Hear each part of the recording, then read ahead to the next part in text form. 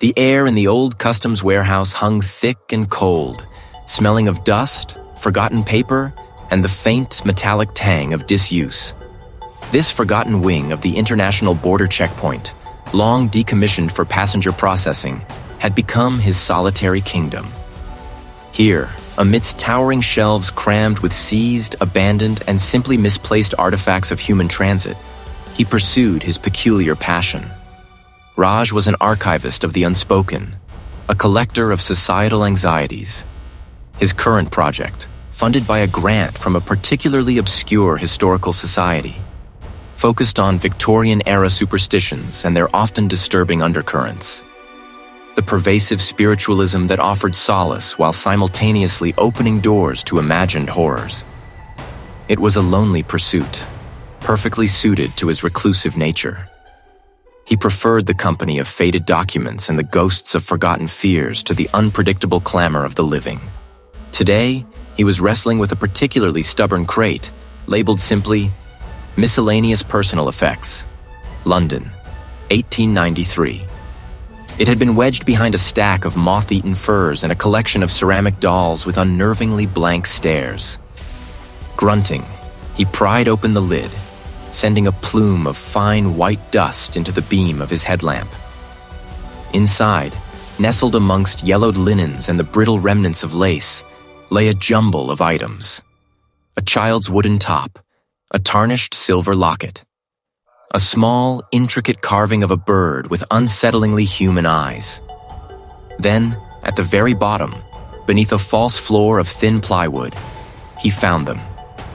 3 leather-bound journals, not stacked neatly, but seemingly shoved in haste. Their covers were smooth with age, their edges worn, but what immediately caught Raj's eye were the unusual clasps. Not simple buckles, but complex, interlocking mechanisms that looked more like miniature puzzles.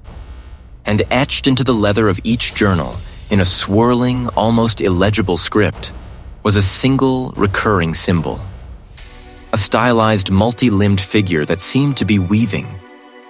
His heart gave a curious thump. This wasn't merely a diary. This was a secret. He carefully extracted the journals, placing them on his makeshift work table amidst his lamps and magnifying glasses. The first, he noticed, was sealed with a small, almost invisible lock. He retrieved his set of archival picks, a collection of delicate tools he usually reserved for fragile bindings. After a few minutes of patient work, the tiny mechanism yielded with a faint click. The pages within were filled with cramped, spidery handwriting. It wasn't English, not precisely, but a variation, an archaic dialect laced with what looked like a substitution cipher. Raj, fluent in several dead languages and a dab hand at cryptography, felt a surge of academic excitement. This was precisely the kind of forgotten text he lived for. He spent the next few hours hunched over the first journal, cross-referencing symbols and archaic phrases. The initial entries were mundane enough. Weather observations, notes on household expenses, reflections on local gossip, old misses off a song only the lost can hear. Raj paused, his brow furrowed. This wasn't just superstition. The tone was too direct, too certain. It spoke not of belief, but of witness. Further entries became more fragmented, more frantic. The dreams, they show me the loom. The air itself shimmers with its work, unseen yet undeniably present. He turned a page, his fingers trembling slightly. It was a series of broken sentences, interspersed with the same weaving symbol found on the journal's cover. This wasn't some quaint Victorian phobia of ghosts or goblins. This was something else entirely. The fragmented artifacts he'd found in the crate.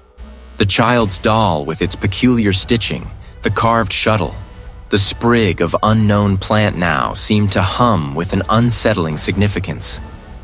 Raj looked around the vast, silent warehouse. The dust motes danced in the solitary beam of his headlamp, like tiny, unseen threads.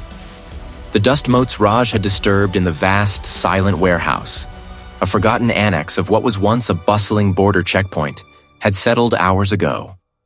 Now he was back in the familiar, comforting clutter of his apartment, the single desk lamp casting an intimate pool of light over a collection of salvaged items.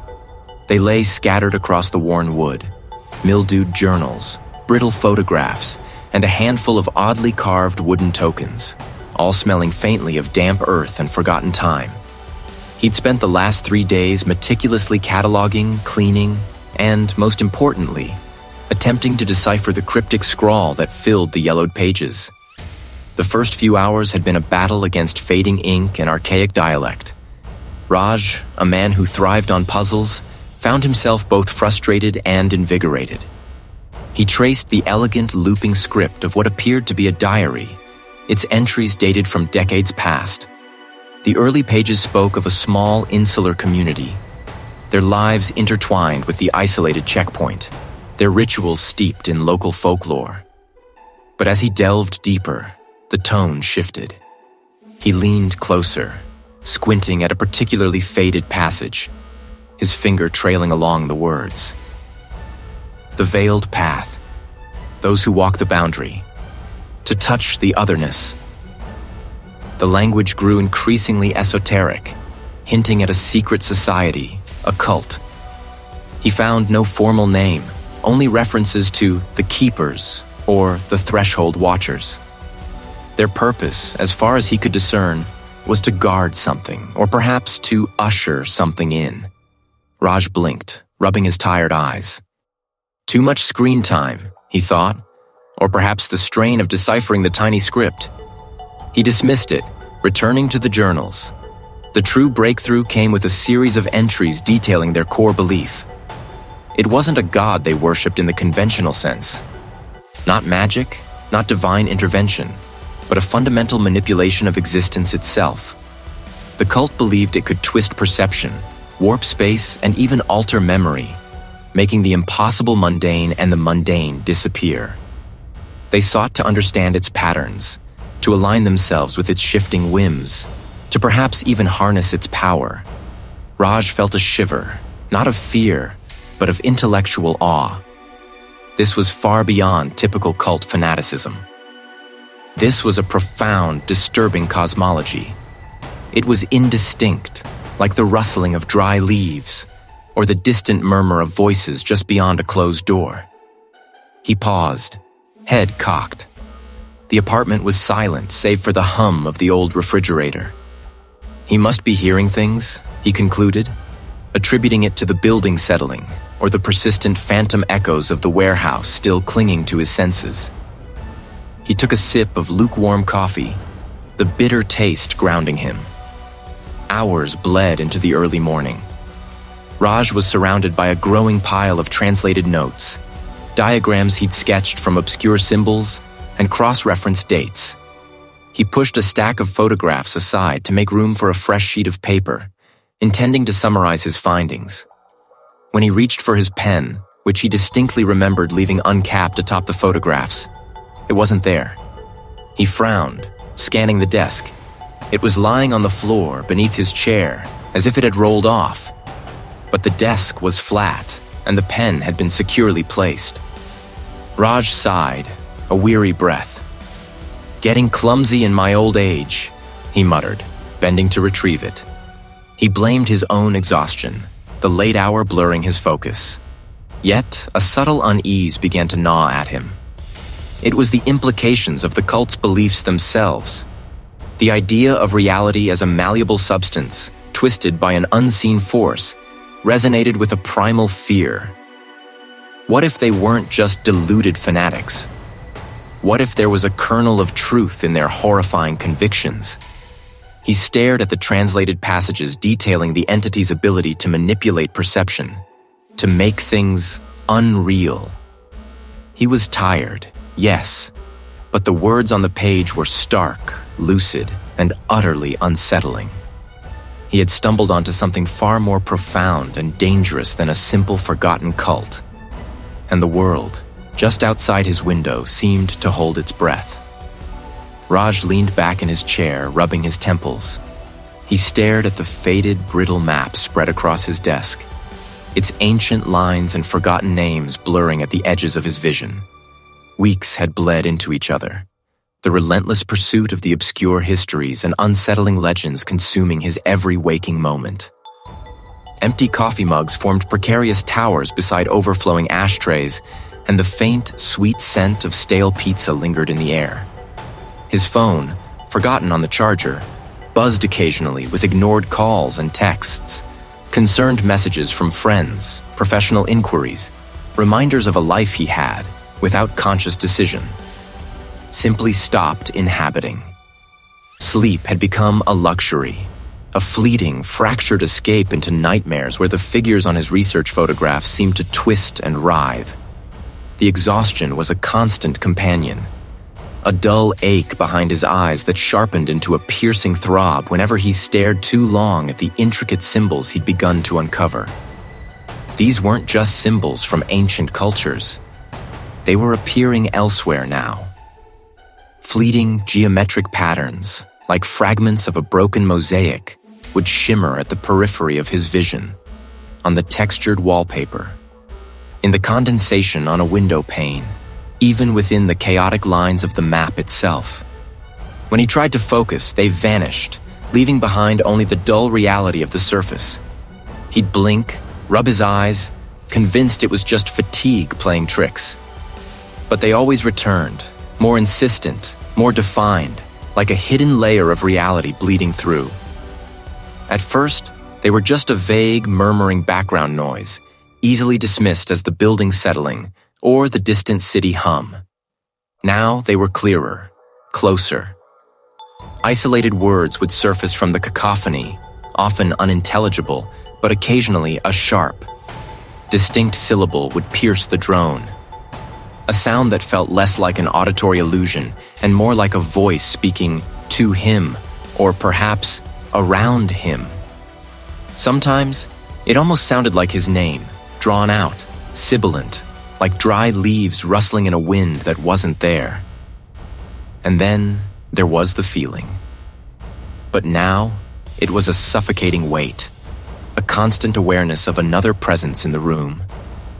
He'd find himself holding his breath, listening, his skin crawling, convinced that if he just looked fast enough, he'd catch it. He'd started locking his apartment door even when he knew he was alone, checking under his bed, behind the curtains, despite knowing the futility of it. The feeling was not of an intruder, but of something formless, pervasive, ancient. Its gaze fixed upon him, observing his every move, every discovery. He began to notice the terrifying synchronicity. The patterns in his vision seemed to echo the strange sigils he found in his research. The feeling of being watched intensified to an almost unbearable degree when he neared a breakthrough, when a new piece of the puzzle clicked into place. It wasn't just his mind breaking down under the strain. It was a direct, undeniable connection. His research wasn't just uncovering history. It was awakening something. The map on his desk held the key. It depicted a remote, forgotten stretch of land, marked by a faded, almost invisible borderline that snaked through desolate mountains. His research had pointed to this very location, specifically an old, disused border checkpoint that had once been the site of a series of inexplicable disappearances and strange occurrences decades ago. Legends, local folklore, and hushed official reports all converged there. Tales of a thin place where the veil between worlds was said to be fragile. He had to go. The thought wasn't a choice, but an imperative, a desperate, irrational compulsion. He packed a small bag, his movements stiff from lack of sleep, his mind a whirlwind of fragmented data and escalating paranoia. When he finally arrived, the sun was a bruised purple stain on the horizon. The border checkpoint was exactly as described in the old documents. A skeletal structure of rusted metal barriers, a crumbling guardhouse, and a small, abandoned administrative building, its windows like vacant eyes staring out at the vast, empty expanse. No lights, no sounds but the wind whistling through the gaps in the corrugated iron. The patterns in his vision exploded, vivid and swirling, superimposed over the desolate landscape, on the cracked asphalt, on the peeling paint of the guardhouse. and the feeling of being watched here was absolute, crushing. It wasn't just a sense of presence. It was as if every atom in the desolate checkpoint was an eye, fixed upon him, waiting. He had found it. And whatever he had awakened had found him too. The visual distortions, the exploding patterns that had momentarily eclipsed the dreary landscape, had faded, but their impression lingered, a persistent afterimage on the inside of his eyelids. He rubbed his temples, the dull throb behind his eyes a familiar companion of late. "It's stress," he muttered to the empty room, his voice hoarse. "Just stress. And lack of sleep. Too many late nights poring over those crumbling texts. Too much coffee." He paced the small living area, his mind a frantic scramble for rational explanations. His research into the obscure cult, the ancient prophecies, the unsettling accounts of the veiled path, it was all taking its toll. His imagination was simply running wild, conjuring specters from the dusty pages. His diet was off, his routine non-existent. It was the only logical conclusion. His mind, strained to its breaking point, was playing tricks. Determined to ground himself in reality, Raj sought out the department head, Professor Albright, the following morning. Albright, a man whose pragmatism was as legendary as his meticulously organized office, was exactly the kind of no-nonsense individual Raj needed to bounce his anxieties off. "Professor," Raj began, trying to keep his tone casual as he leaned against the doorframe. Raj had been diving deeper into some of the more esoteric elements of the cult's history, specifically the accounts of their adherents experiencing sensory phenomena, visions, auditory hallucinations. Have you ever come across any credible scientific explanations for such widespread psychological episodes in historical contexts? Mass hysteria, perhaps, or environmental factors? Albright peered over his half-moon spectacles, a faint frown creasing his brow. "Raj, are you all right? You look like you've been wrestling with a poltergeist. Focus on the verifiable data, not the fringe elements. Mass hysteria, environmental factors. Yes, these are all plausible explanations for peculiar collective experiences. But they're historians, not psychologists.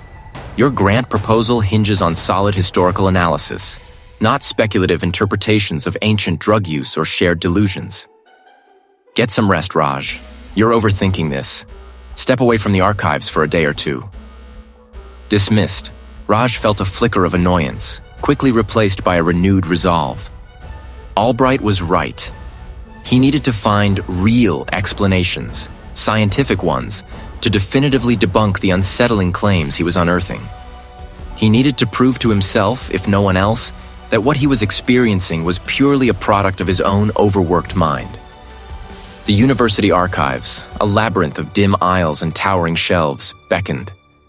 The air, thick with the scent of aged paper and dust, usually brought him a sense of calm, a connection to the past.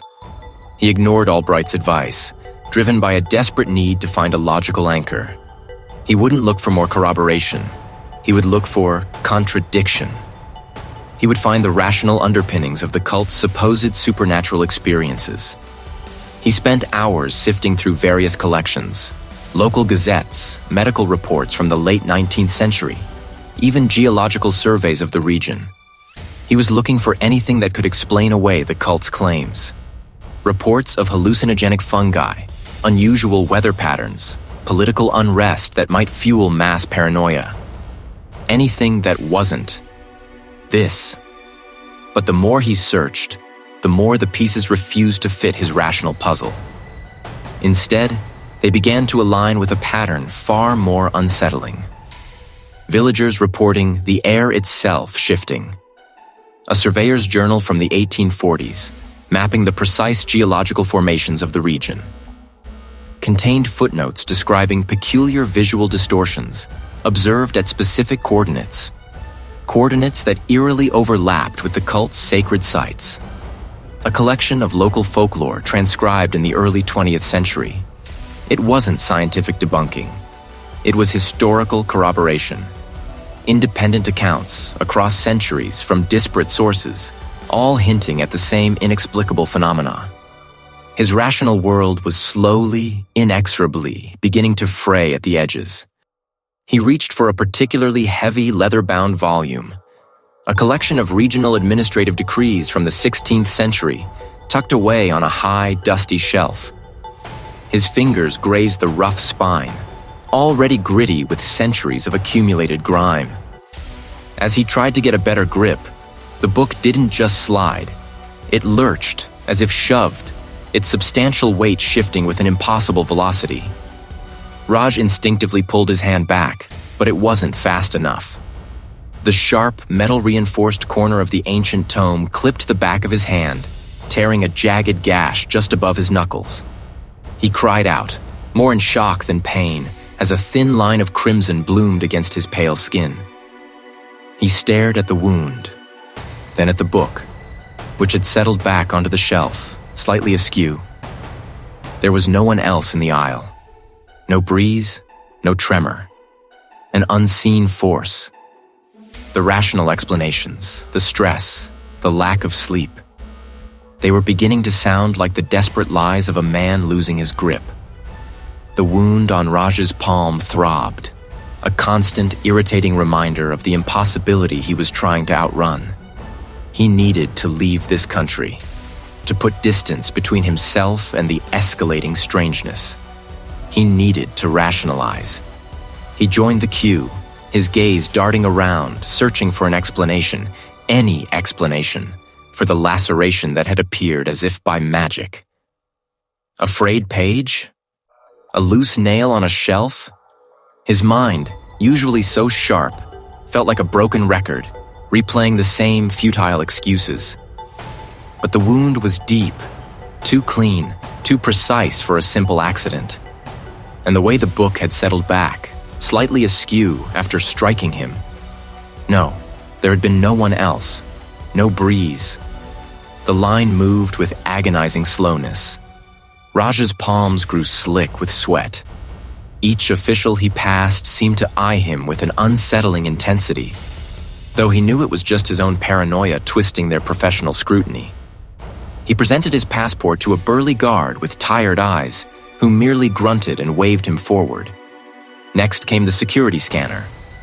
Raj placed his satchel onto the conveyor belt, watching it glide into the humming maw of the machine. His gaze was fixed on the satchel as it passed through the X-ray tunnel. Then, it happened. A violent shudder racked the satchel. Not a gentle vibration, but a forceful internal convulsion.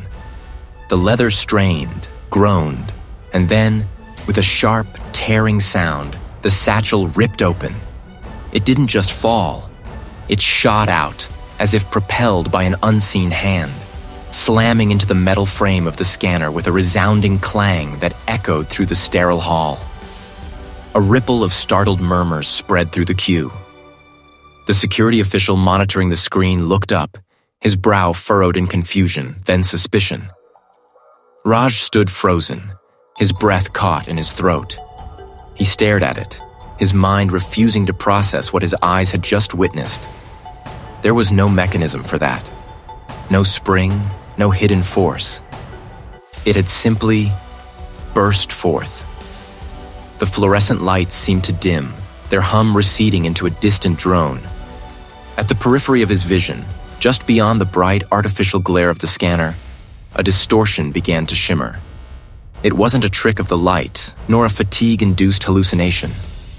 It was a ripple in the very fabric of reality, a wavering opacity that coalesced slowly into a towering, indistinct figure.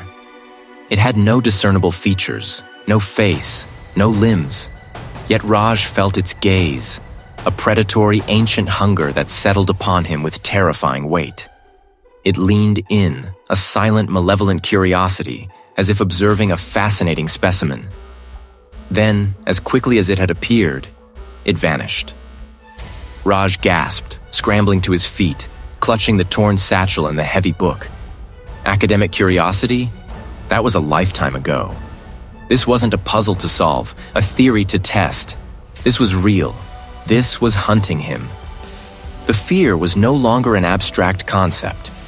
It was a physical weight, pressing him down, suffocating him. He was prey. He fumbled through his satchel, retrieving the notebook filled with his painstaking translations and deductions from the various texts he'd consulted. His eyes, wide with a new, horrifying clarity, darted across his own scrawled notes. He'd dismissed them before, categorized them as metaphorical, archaic ramblings. "The weaving," he muttered, his voice hoarse, tracing a highlighted phrase. "Sustained belief, a bridge of fear." He froze, the full horror of the ritual clicking into place. The entity wasn't just attracted to fear, it fed on it. It wasn't merely haunting him, it was attempting to manifest, to cross into reality through the very emotions it cultivated.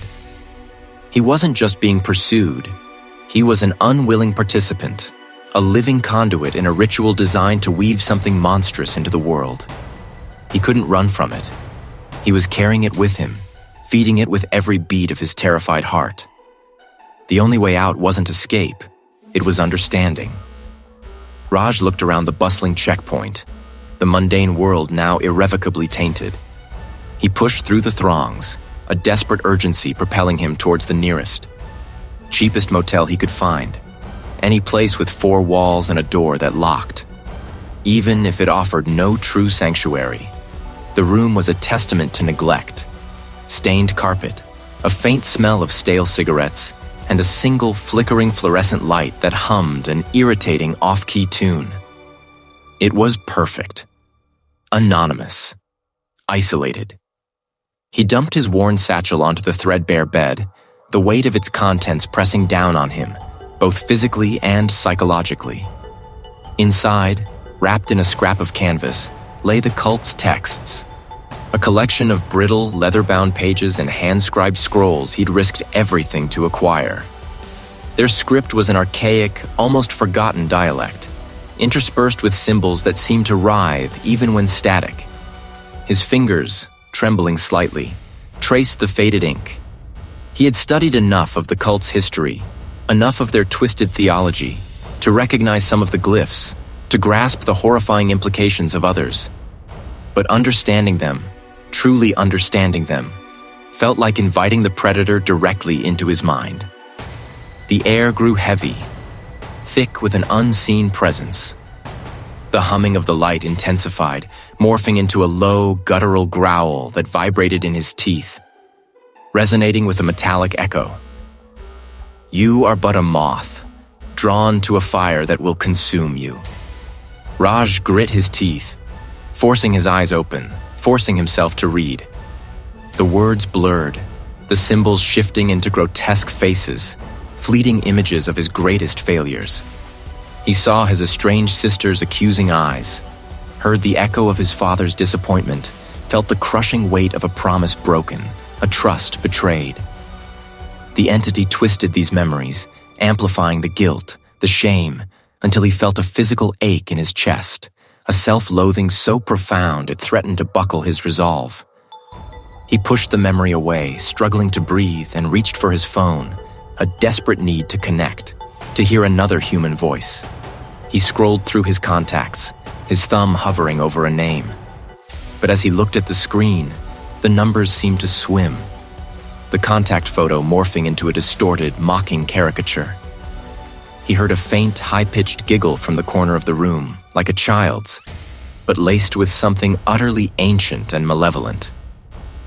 "They already think you're mad. You are alone, Raj."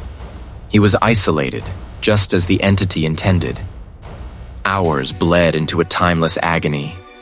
His head throbbed, a relentless drumbeat against his temples. He felt a constant pressure behind his eyes, as if his optic nerves were being stretched taut. He continued to translate, his mind a battlefield. He found passages describing methods of warding, of temporary resistance, but they were shrouded in metaphor, requiring a dangerous leap of faith. He also found something more terrifying: the entity's true name, or rather, a series of resonant tones and symbols that formed its essence. To speak it, to even think it too clearly, felt like a direct invitation. The entity's attacks grew bolder, or worse, a vacant, unsettling smile. He gripped the edge of the desk, knuckles white, fighting the urge to scream, to run, to simply give in. "You are losing yourself." The voice purred, closer now, emanating from the very air around him. "Soon there will be nothing left but the echo of your fear." He knew it was trying to break him, to make him question his sanity, to surrender. But he wouldn't. He couldn't. Not yet. He found a particularly disturbing verse, a chant that seemed to describe a binding ritual, not for the entity, but for its influence over a host. It was a desperate, dangerous gamble, requiring a focus he barely possessed. The room convulsed. He felt claws rake across his mind, tearing at his perception, trying to rip the words from his tongue. Visions of him, utterly defeated, gibbering in a padded cell, flashed before his eyes. He saw himself, a puppet, his own hands obeying a will that was not his own. But he pressed on, the words forming a fragile shield. He didn't know if it was working, but the entity's attacks, though still terrifying, felt less direct, less able to penetrate the core of his resolve. He felt a searing pain behind his eyes, a pressure that threatened to split his skull. The room was silent once more. Truly silent this time. He was spent, utterly drained, but he had done it. He had found something. A way, perhaps, to fight back. He had not stopped the entity, not by a long shot, but he had understood a piece of its insidious mechanism. He just hoped he had enough of his sanity left to see it through. Bones. He couldn't stay. Not in that house. Not surrounded by the remnants of his futile research. He needed to move, to think, to find something, anything that made sense. He grabbed a worn backpack, stuffing it with essentials and, most crucially, the few cryptic documents he'd managed to salvage from the cult's scattered leavings. He had a vague idea, a desperate, half-formed thought, of crossing the border, of putting physical distance between himself and it. The border checkpoint was a stark, utilitarian place. A chain-link fence topped with razor wire, a concrete barrier, and a series of dull, gray booths. Fluorescent lights hummed, casting a sickly pallor on the faces of the travelers and the impassive guards. The air was thick with the exhaust of idling engines and the dry, metallic tang of bureaucracy. Raj joined a short queue, his passport clutched in a damp hand. This was different, sharper, like a dull blade pressing against his spine. He watched the man ahead of him, a businessman in a crumpled suit, present his documents. A stout woman with weary eyes processed them with practiced efficiency. As she stamped the passport, a flicker caught Raj's eye. For a split second, its reflection in the booth window wasn't hers. It was a stretched, elongated parody, her features drawn into a silent scream, her eyes black pits. Then, just as quickly, it was gone, replaced by her normal, bored visage. Raj blinked, rubbing his eyes. Just fatigue, he told himself, his mind playing tricks. But the tricks didn't stop. The hum of the fluorescent lights seemed to deepen, to take on a guttural resonance that vibrated in his teeth. The concrete barrier to his left, solid and gray, appeared to undulate, its surface rippling like disturbed water. He glanced at it, then away, then back again. It was still, unmoving. He took a deep, shaky breath. When it was his turn, he stepped forward, presenting his passport too. The photo in his passport, a standard, slightly unflattering headshot, seemed to subtly shift.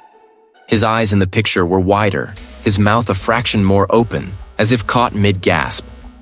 He snatched it back, heart pounding, and the image snapped back to its original, placid state. "Problem, sir?" asked, her voice flat. No, sorry," Raj stammered, his voice hoarse. She scanned his passport, her fingers moving over the laminated page.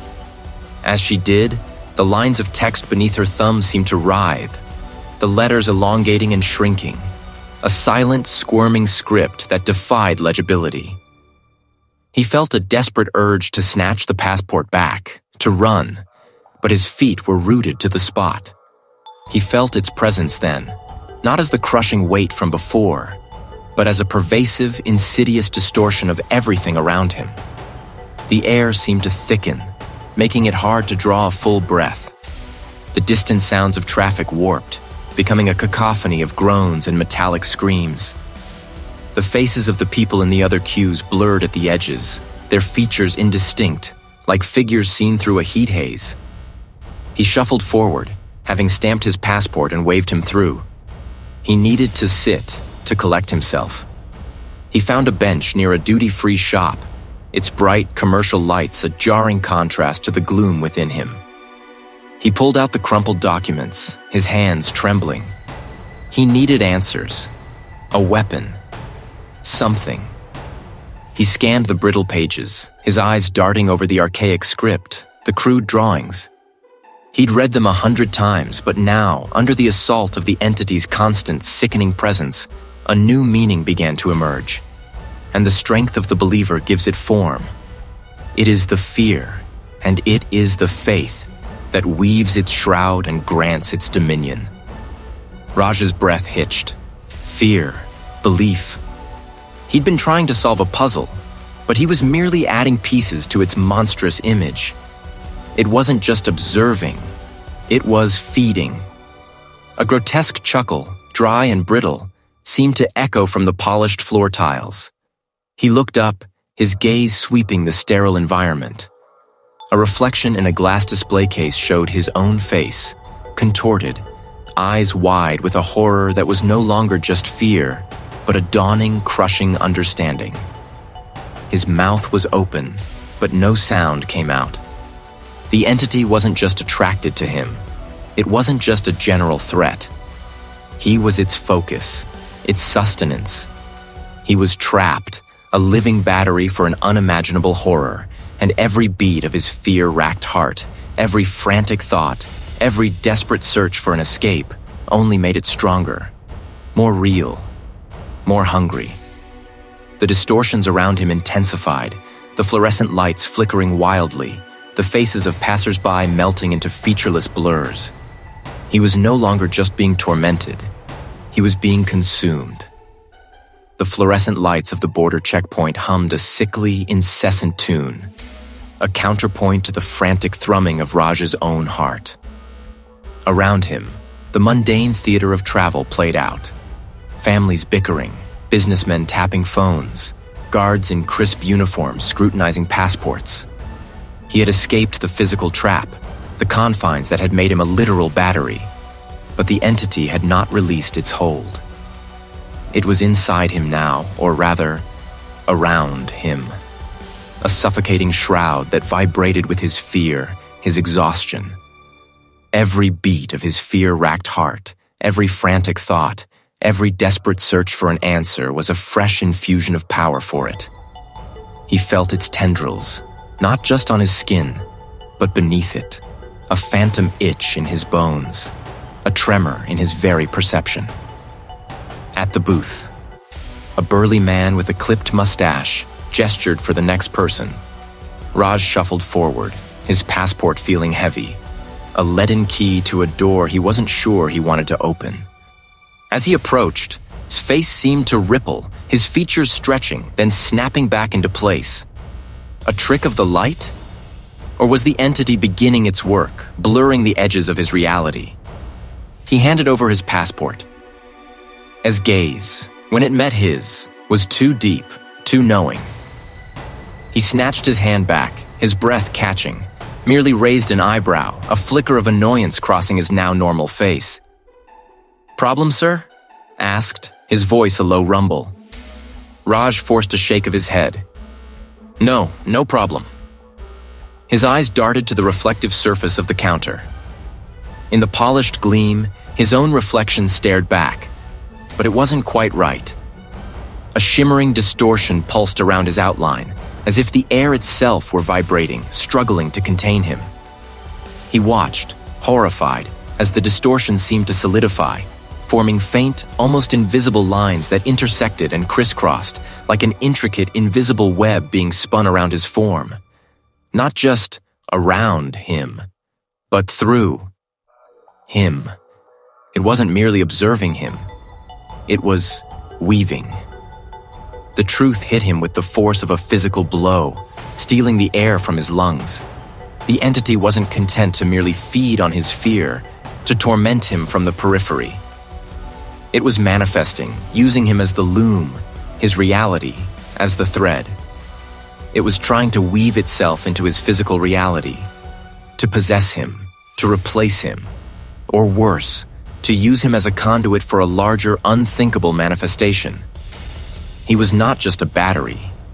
He was a gate, and the gate was slowly, horrifyingly being opened. His hand instinctively went to the inner pocket of his worn jacket, clutching the small, leather-bound volume he'd salvaged from the wreckage of his research. It was an ancient text, its pages brittle, its symbols faded, filled with esoteric knowledge he'd barely understood until now.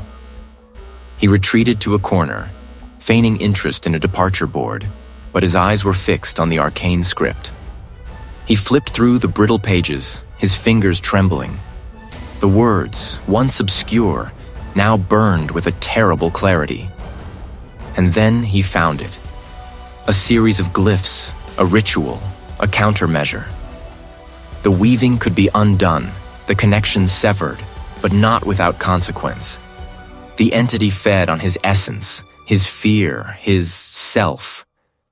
To sever the connection meant to make himself anathema to its nature, to become unweavable. It wasn't about destroying the entity, but about destroying the lure, the vessel. The counter-ritual required an act of profound self-destruction. It spoke of a shattering of the inner loom, a rending of the self from the threads of being. It didn't mean physical death, but something far more insidious. A sacrifice of his very identity. To become a blank slate, a ghost in his own skin, utterly devoid of the fear, the memories, the attachments that made him Raj. His breath hitched. The guards, the other travelers, the sounds of the checkpoint. They all began to blur again, the colors bleeding, the edges softening. The weaving was accelerating, the entity sensing his discovery, fighting back. He felt a pressure behind his eyes, a growing numbness in his limbs, as if his physical form was already dissolving, becoming porous. He saw his reflection again in a nearby window, the invisible web around him now shimmering with a faint, malevolent light. The choice was stark, terrifying. Let the entity complete its weaving, becoming a puppet, a conduit for something monstrous, or sacrifice everything he was, everything he had ever been. To become an empty shell, free but utterly annihilated from within. There was no escape where Raj, the man he knew, survived intact. Only two forms of oblivion awaited him. He clutched the book, the ancient words burning against his palm, the impossible cost of his freedom laid bare. The choice had been stark, terrifying. Raj had chosen the latter. He drove through the deepening twilight, the world outside his car windows blurring into a smear of gray and black, until the stark utilitarian lights of the border checkpoint loomed ahead. This was it, the place where one world ended and another began, a threshold, a perfect hunting ground. The engine of his old sedan coughed, a wheezing protest before dying just short of the inspection booth. Raj didn't try to restart it. He knew it was futile. This was no longer a place governed by mechanics or border guards. No chirping crickets, no distant hum of traffic, only the low, guttural thrumming that seemed to em and vibrate from the very asphalt beneath his feet. It was the entity, its presence a suffocating cloak. You chose poorly. Raj gripped the small, bone-white effigy in his pocket, its edges sharp against his palm. This was his counter-ritual, the desperate gamble. Not to destroy, but to disrupt, to sever the entity's connection to this plane, to himself. It demanded a piece of him, a part of his essence, to fuel the severance. He had prepared for this, had spent sleepless nights tracing forgotten sigils, chanting the impossible sounds he'd transcribed from the ancient texts. He had to believe it would work. The checkpoint began to shift. The concrete barrier to his left rippled, stretching like taffy, its surface bubbling with unseen internal movements. From the empty inspection booth, a form began to coalesce. Not a human, not a monster in any recognizable sense. It was impossibly tall, its limbs too long, too numerous, ending not in hands or feet, but in barbed tendrils that scraped against the booth's frame with a sound like grinding bone. Its head was a featureless expanse, save for a single gaping maw that split it vertically, revealing rows upon rows of needle-thin teeth, each one a glistening obsidian shard. You seek to unravel what Raj have woven? He pulled the effigy from his pocket, holding it aloft. He began to chant, the words guttural and ancient, a language that felt both alien and intrinsically his own, a language he'd never spoken before this night. The entity shrieked, a sound that tore through the air, vibrating his very bones. The tendrils lashed out, striking the ground where he'd stood moments before, gouging deep furrows in the asphalt. The entire checkpoint convulsed, towers twisted like wet clay, their metal frames groaning in protest. The road ahead buckled, fissures appearing that glowed with an eerie internal light. The psychological assault was worse than the physical. Images flooded his mind, his earliest memories, cherished faces, moments of joy, all twisted and corrupted, laughing at him, mocking his futile struggle. He saw himself, broken and pathetic, a puppet on the entity's invisible strings. He felt the entity trying to worm its way back into his mind, to re-establish the connection, to complete the weaving it had started. He felt it trying to strip away his very identity, to reduce him to an empty vessel. He screamed, a raw, primal sound ripped from his throat, not from fear, but from the agony of resistance. The effigy pulsed brighter, hotter, burning against his skin. He poured his will into it, every scrap of his remaining strength, every ounce of his defiance. This was the sacrifice. Not his life, not his memories, but his self. The very core of his being offered up as fuel to sever the binding. He felt something tear inside him. A profound, irreversible sundering. With a final desperate surge, he thrust the effigy forward, aiming it at the entity's swirling vortex eyes. The ancient words reached their crescendo, a thunderous roar that ripped through the corrupted air. The entity's form began to unravel, not dissolving, but fragmenting into 1,000 writhing black threads that thrashed wildly, attempting to recoalesce, to reweave themselves. Its shriek intensified, a sound of pure, unadulterated agony and rage, echoing the tearing he felt within himself. The checkpoint exploded in a cacophony of sound, metal twisting, concrete cracking, the ground groaning. The light from the effigy winked out. Raj stood alone amidst the ruined checkpoint, the air still thick with an acrid metallic tang. The inspection booth was gone, replaced by a gaping crater. The twisted towers leaned precariously, monuments to a battle fought on the edge of reality. He looked down at his hand. The effigy was gone, dissolved into dust, leaving only a faint burn mark on his palm. He felt empty. The pressure was gone, the entity's presence seemingly vanished. But was it truly gone? Or had he merely pushed it back, at the cost of a piece of himself he could never reclaim? The border was open. He could walk through. But what would be on the other side? And who, now, was Raj? Yet it was utterly different. Raj stepped through the skeletal booth, its windows long shattered, its paint flaking like ancient skin, and the world shifted. Not with a violent tremor, but with a sickening internal lurch, as if the very ground beneath his feet had subtly realigned itself. The distant hills were not just hills. They were blurred, indistinct masses that defied form, their outlines constantly wavering, as if sketched by an uncertain hand. The sky, a bruised purple moments ago, now pulsed with a faint, sickly green luminescence that seemed to emanate from nowhere and everywhere at once. He was no longer just seeing the world. He was seeing the threads, the invisible strings that held reality together, now frayed, stretched, and re-knotted in grotesque patterns. He could almost perceive the intricate silent work of the unseen weaver, not as a physical entity, but as a vast, pervasive intelligence that treated existence itself as its loom.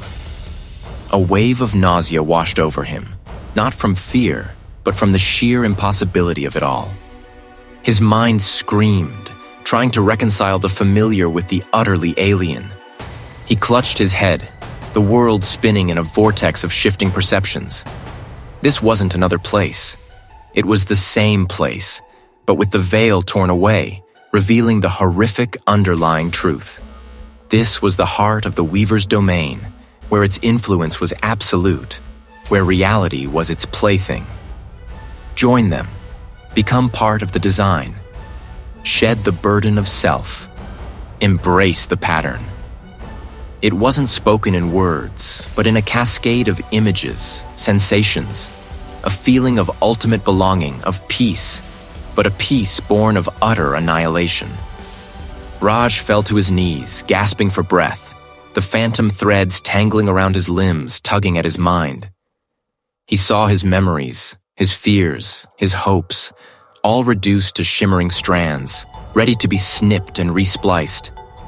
He saw the faces of those he'd lost, their images distorted, their voices twisted into discordant harmonies. No, he wouldn't. He couldn't. He didn't know how. There was no enemy to strike, no spell to cast. He simply refused. He refused the pattern. He refused the belonging. He refused the peace of oblivion. He focused on the single, most concrete thing he could grasp, his own identity. His name, Raj, his own will, his own pain. It was an act of pure, unadulterated defiance against the very fabric of existence. He pulled, not with his hands, but with every fiber of his being, against the invisible threads that sought to bind him. He tore at the patterns that tried to form around him, rejecting the Weaver's design with every screaming cell in his body. The world convulsed around him. The sickly green light flared, then receded. The rippling road solidified, then shimmered. He felt a searing pain, a ripping sensation not in his flesh, but in his very perception, as if a part of his mind was being torn away. A vital connection severed. The checkpoint booth stood, broken and desolate, but no longer humming with unseen power. The sky was a vast, starless black, not a pulsating green. He was back. Or rather, the world was back to normal. But Raj was not. He pushed himself up, every muscle aching, his head pounding. He looked at his hands, then at the road, then back at the checkpoint. It was all real, solid, mundane. Yet a part of him still saw the faint shimmer at the edges of his vision, the almost imperceptible wavering of the lamppost in the distance. He had broken free. He had survived. But the cost was everything. The unseen weaver was not destroyed. It had merely receded, its influence pushed back from this immediate locus, leaving him intact, but irrevocably changed. He was a hole in its design, a flaw in its tapestry, and it had left its mark on him, an indelible, invisible brand. Raj walked away from the checkpoint, leaving the border behind. The world was unaware. The cars that passed him on the highway, the distant lights of the next town, they existed in a reality he could no longer fully trust. He saw the patterns now, or thought he did.